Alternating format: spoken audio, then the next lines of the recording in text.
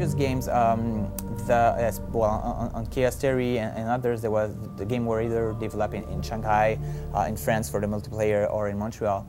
Now this time around, it's all done in Montreal, and it also allows us to work from the exact same engine and mechanics to make the multiplayer experience much more closely linked to the solo experience. So in terms of learning curve, the player, once he learns either the multiplayer or the solo, he'll be able to move forward easily with the same controls and the same mechanics. With Conviction, we wanted to change the core mechanics and make it a clear link and a clear support to the thematic we're now dealing with into the game, which is a fugitive. When you're a fugitive means that the reading of the environment is kind of similar to what the player has learned in the previous Splinter Cell, because he needs to look at things and detect what could be useful for him.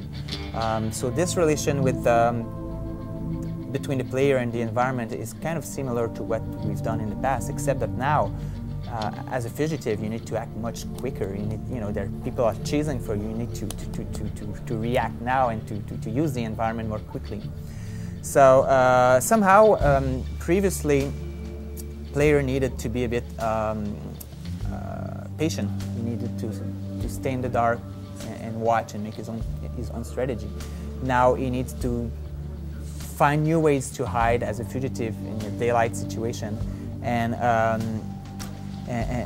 we've created a whole dynamic environment, so the player can pick anything in the environment, can move objects, he can hide behind things, he can use the environment to move forward in his mission. And this is that was the key to us of a fugitive experience, being able to do anything you want in the environment and interact with mostly anything that is visible in the environment as a tool, as a weapon, or as a defensive object.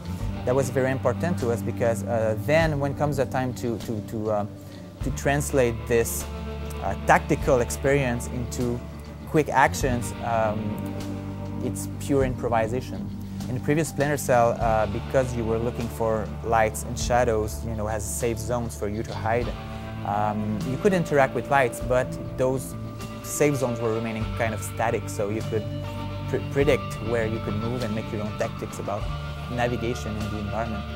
Now we're moving that into what we call active stealth, because all those static points that we had in previous game are now moving. Just think about the crowd, which is a good example.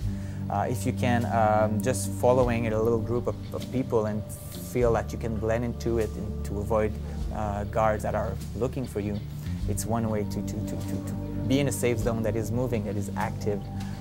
There's many other ways to hide in the environment.